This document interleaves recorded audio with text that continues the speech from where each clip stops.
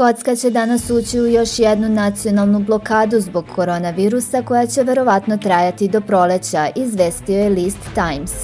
Škotska premijerka Nicola Sturgeon izjavila je da će se njen kabinet sastati danas kako bi razgovarali o mogućim daljim koracima u cilju sprečavanja širenja virusa i naredila novo sazivanje škotskog parlamenta.